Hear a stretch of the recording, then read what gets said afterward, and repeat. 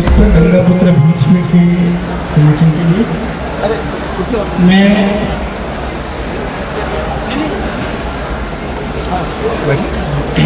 कार्यक्रम की शुरुआत में हम लोग परंपरागत रूप से पुस्तक संच का स्वागत करेंगे।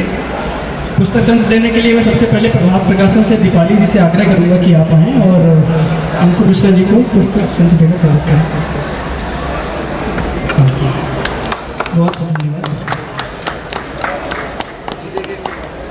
अंकुर मिश्रा जी को हाल ही में उत्तर प्रदेश सरकार से बालकृष्ण नवीन पुरस्कार भी प्राप्त हुआ, उसके लिए भी एक बार जोड़ा तालियां बजानी चाहिए। बहुत बहुत बधाई आपके अनुरोध के लिए। मैं प्रभात प्रकाशन से ही मुस्कान जी से आग्रह करूँगा कि आप मृदुल जी को पुस्तक देगा स्वागत करें। मृदुल पांडे जी एक जाने माने लेखक हैं, आपके साहित्य में कई पुस्तक दिए हैं। मैं प्रभात प्रकाशन से वीरू जी से आग्रह करूँगा कि आप उत्तरेश्वर सिंह जी का पुस्तक देगा स्वागत करें। मैं इसी श्रृंखला में प्रभात प्रकाशन के श्री पीयूष कुमार जी से आग्रह करूँगा कि आप भगवान जी को पुस्तक देकर स्वागत करें। आप साहित्य अकादमी युवा पुरस्कार से सम्मानित वैसे लेखक हैं, आपके लिए 2 लाख रुपये आपके लिए भी।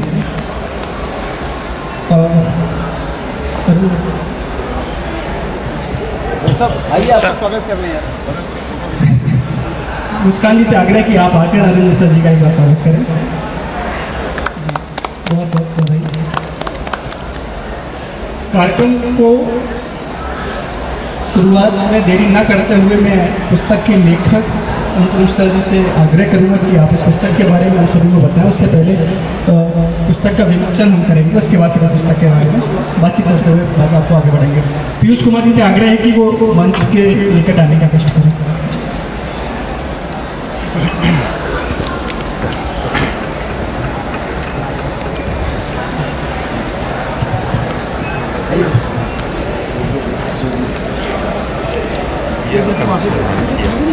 जिसका ये उसी का पड़ता है बाहर ये सुंदर सी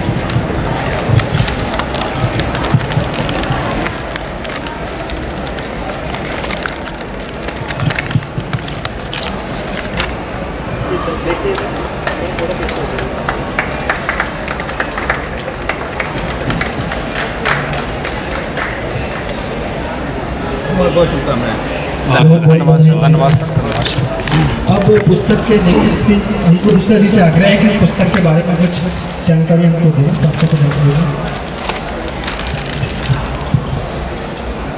धन्यवाद। गंगापुत्र भीष्म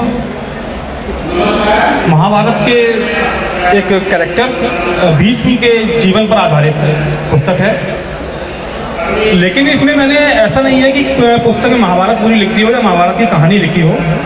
पुस्तक है भीष्म की दृष्टि क्या थी। भीष्म जैसे बहुत बड़ा सवाल खड़ा होता है, लोग कहते हैं कि महाभारत हुआ, इसमें भीष्म का भी योगदान था क्योंकि वो अपनी प्रतिज्ञा को नहीं तोड़े। अगर अपनी प्रतिज्ञा तोड़ देते तो फिर महाभारत ना होता। लेकिन इसमें मैंने भीष्म क्या सोचते थे, उनकी दृष्टि क्या थी, इस सवाल का उनके पास क्या उत्तर था, इस विषय में मैंने रोशनी डालने का कार्य किया है। इस विषय में किताब लिखी गई है। इसके अलावा उस समय का समाज क्या था, समाज व्यवस्था क्या थी, या जो गुप्तचर प्रणाली थी वो क्या थी, राजा किस प्रकार से अपने राज्य को संरक्षित रखते थे, और इन सब पर भी मैंने लिखने का प्रयास किया है। यह पुस्तक इसलिए भी पढ़ी जानी चाहिए कि भीष्म और कृष्ण 2 पात्र हैं। कृष्ण बहुत उस टाइम तक उनको भगवान श्री हरि का अवतार माना जाने लगा था। एक्चुअली जो भी कुछ मानवीय कर्म थे उनसे ऊपर बढ़ के जो भी कर्म जिसने भी किए उनको हम लोगों ने विष्णु के अवतार की संज्ञा दे दी, उनको अमानवीय बना दिया। कृष्ण का सबसे बड़ा योगदान था, जब द्रौपदी का चीरहरण हो रहा था तो कृष्ण भीष्म बोलते हैं, जब द्रौपदी उनके पास जाती हैं, कि धर्म की गति अत्यंत सूक्ष्म है। मतलब वो निश्चय नहीं कर पाते हैं कि उनका जो चीरहरण हो रहा था वो धर्म के अनुसार सही था या नहीं था। एक पक्ष था कि हाँ ठीक है, दासी के ऊपर पूरा अधिकार होता है, जो भी उसका मालिक होता है, लेकिन जब उन्होंने पूरी दुनिया को सबके पास गई, कोई उनकी सहायता करने नहीं आया, और जब उन्होंने भगवान श्री कृष्ण को बुलाया तो कृष्ण ने नहीं सोचा कि धर्म के अनुसार होगा या नहीं होगा। तो कृष्ण है धर्म में जो रूढ़ियाँ हैं उनको तोड़ने का कार्य किया उन्होंने, धर्म की नई परिभाषा गढ़ी और उन्होंने दिखाया कि अगर अंतिम परिणाम सही है तो फिर हम जो कार्य प्रणाली है उस पर बहुत ज़्यादा नहीं सोचना चाहिए। तो इस प्रकार दोनों के धर्म में जो अंतर था, दोनों में जो कृष्ण ने जो प्रतिपादन किया नए एक कार्य प्रणाली का, उसके बारे में लिखा हुआ है इस पुस्तक में। तो महाभारत की दृष्टि से अगर गंगापुत्र भीष्म की दृष्टि से महाभारत को देखना है, या जो उनकी वैचारिक प्रक्रिया थी, वैचारिक प्रणाली थी उनकी जो भी, उसको समझने के लिए आप इस पुस्तक को पढ़ सकते हैं। धन्यवाद। बहुत बहुत धन्यवाद। एक विस्तृत अध्ययन इस पुस्तक का हम कर सकते हैं कि उस समय की गुप्तचर व्यवस्था कैसी थी या बाकी व्यवस्थाएं कैसी थी, उसका एक सार्वभौमिक ब्यौरा इसमें मिल सकता है। मैं बाकी लोगों से आग्रह करूँगा, सबसे पहले श्री रत्नेश्वर सिंह जी से आग्रह करूँगा कि आप इस पुस्तक के बारे में कुछ बताएं। इसके बाद फिर हम लोग बातचीत करेंगे, हम लोग बातचीत का आगे बढ़ेंगे। धन्यवाद। अंकुर मिश्रा जी की किताब गंगापुत्र भीष्म, तो जैसे ही ये नाम देखा तो मुझे तुरंत महाभारत का वो पात्र जो हम लोग टेलीविज़न पे सीरियल के रूप में देखते थे, तो उनकी पूरी भाव भंगिमा, किस तरह से वो बात करते थे, मुझे याद आ गया। तो सबसे पहले अंकुर मिश्रा जी को बहुत बधाई इस नई किताब, नए उपन्यास के लिए। और निश्चित तौर पर जो महाभारत में गंगापुत्र हैं, वो गंगापुत्र यहाँ नहीं है। यहाँ एक नए गंगापुत्र से मिलना होगा इस किताब के जरिए। और गंगापुत्र ये मानते हैं कि गंगापुत्र की वजह से बहुत सारी घटनाएं हुई। अगर वो अपना व्रत तोड़ दिए होते तो शायद वो सारी स्थितियाँ ही बदल गई होती।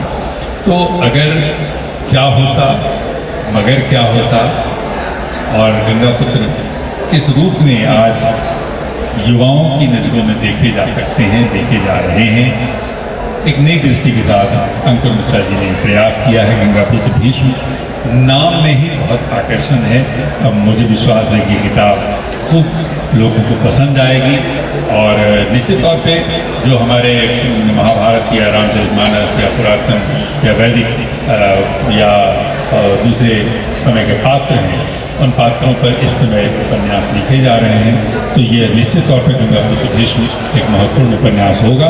मैं पुनः अंकुर मिश्रा जी को बहुत बधाई देता हूँ। बहुत बहुत धन्यवाद मिश्रा सिंह जी का। अब मैं श्री मधुर पांडे जी से आग्रह करूँगा कि आप अपनी वक्तव्य प्रस्तुत करें। बहुत बहुत शुक्रिया। इस किताबों के इस महासागर में गंगापुत्र भीष्म के लिए तो अंकुर जी को बहुत बहुत शुभकामनाएं। अंकुर मिश्र जी न सिर्फ मेरे लिए एक मेरे मित्र हैं, मेरे भाई के समान हैं, हम हैं, बल्कि साथ साथ हम एक शहर के हैं, तो एक वैचारिक विमर्श भी इनके साथ मेरा काफ़ी अधिक रहता है। सबसे अधिक मुझे खुशी इस बात की है, सबसे बड़ी बात जो है कि 2 कहानी संग्रहों के बाद अंकुर जी के इससे पहले 2 कहानी संग्रह कामरेड और द जिंदगी आए थे, उसके बाद ये उपन्यास विधा के तौर पे आते हैं। और उपन्यास विधा में आने के बाद जब वर्तमान में आप देखें कि न सिर्फ साहित्य बल्कि सिनेमा और दूसरे संसाधनों पे अपराध या अन्य विषयों पे ज़्यादा लिखा या ज़्यादा काम किया जा रहा हो, तब ये पौराणिक पात्र को चुनते हैं। देवव्रत यानी भीष्म, वो पौराणिक पात्र जो अगर हम कहें तो बहुत अधिक चर्चित नहीं होता है, चर्चित है लेकिन इतना अधिक नहीं है जितने अन्य पात्र। अंकुर उन भीष्म को चुनते हैं और आज के इस वर्तमान समय में मुझे लगता है ये बहुत बड़ी बात है, इस समय पे एक ऐसे पात्र को चुनना और उस पर इतना विस्तृत अध्ययन करके लिखना। तो मुझे लगता है कि आज की जो युवा पीढ़ी है उसके लिए गंगापुत्र भीष्म और भीष्म को जानना और वर्तमान समय से उनको जोड़ना एक बहुत प्रासंगिक प्रक्रिया है। और अंकुर को इसलिए बधाई दी जानी चाहिए कि ये इन्होंने न सिर्फ पहला उपन्यास लिखा है, बल्कि ऐसे महान पात्र पे लिखा है जिसके बारे में न सिर्फ हमें जानना चाहिए बल्कि उसकी खूबियों को अपने जीवन में भी उतारना चाहिए। बहुत बहुत शुक्रिया। बहुत बहुत धन्यवाद मधुर जी इन शानदार पुस्तक की शानदार बातों के लिए। अब मैं श्री अरुण मिश्रा जी से आग्रह करूँगा कि आप इस पुस्तक के बारे में बताएं, इसके बाद हम लोग मधुर जी से आग्रह करेंगे। धन्यवाद। सबसे पहले अंकुर मिश्रा जी को इस पुस्तक के लिए हार्दिक शुभकामनाएं बधाई हैं। अंकुर मिश्रा जी हमारे साथ सहकर्मी भी रहे हैं और मेरे पुत्र सवाल हैं। इनकी दो किताबें जो कॉमरेड और ज़िंदगी सबसे पहले जो ज़िंदगी आई थी उसको मैंने पूरा पढ़ा और कॉमरेड जो पढ़ा। जब ये गंगापुत्र भीष्म जिसको भी मैंने देखा, कई लेखकों ने महाभारत रामायण के बारे में अपना लिखा है और सभी लोग एक सा लिखे तो अपने आप सोच न डाले तो सबको स्टोरी पता है क्या हुआ था, तो उतनी आकर्षक नहीं रहती। मैंने गंगापुत्र भीष्म को देखने के बाद महसूस किया पढ़ने के बाद कि अंकुर जी ने इस चरित्र में अपनी एक सोच डाली है, कैसे गंगापुत्र भीष्म अगर अपनी प्रतिज्ञा को तोड़ देते तो निश्चित से महाभारत शायद नहीं होता। इसमें वो उस चीज़ को पास को अपनी सोच को गिरने में पूरी तरह सफल हुए हैं और मैं उम्मीद करता हूँ जैसे उनकी लास्ट पुस्तक इसी पुस्तक में जो बालकृष्ण नवीन शर्मा पुरस्कार मिला है वो आगे जो भी ये लिख रहे हैं उसमें भी ये इतने सफल हो और उसमें भी उनको पुरस्कार मिले। मेरी शुभकामनाएं। भगवान जी रहने दो, परेशान है, वो परेशान रहने है दो। कुछ थोड़ा सा। बहुत बहुत धन्यवाद। भगवंत जी आज थोड़ा मैं प्रभात प्रकाशन से श्री प्रभात जी से आग्रह कुछ करूंगा फैमिली कि में था आप- थोड़ा। धन्यवाद। आप सबका बहुत बहुत आभार यहाँ इस लोकार्पण समारोह में सम्मिलित होने के लिए। अंकुर जी को बहुत शुभकामनाएं। अभी हाल ही में उनको सम्मान मिला है। हम प्रार्थना करते हैं उनकी इस प्रकार की साहित्यिक यात्रा रहे तो खूब यशस्वी हो और अनेक पुरस्कारों से सम्मानित हो। सम्मानित मंच का भी मैं आभार व्यक्त करता हूँ कि इस लोकार्पण में आप लोग रहे। और ये जो विषय है गंगापुत्र भीष्म, हम लोग प्रयास करते हैं कि जो भारतीय पौराणिक आख्यान हो उन पर केवल पुस्तकों का प्रकाशन अधिक से अधिक हो ताकि युवा पीढ़ी जान पाए कि कितने महान ये लोग रहे हैं। एक प्रतिज्ञा कर ली और उसके लिए उसके निर्वहन के लिए सब कुछ होम कर दिया। तो ये एक तरह से हमें संस्कार और विचार देने वाली कृति है। मैं आप सबका हृदय से आभार व्यक्त करता हूँ। बहुत बहुत धन्यवाद। जय हिंद। सर एक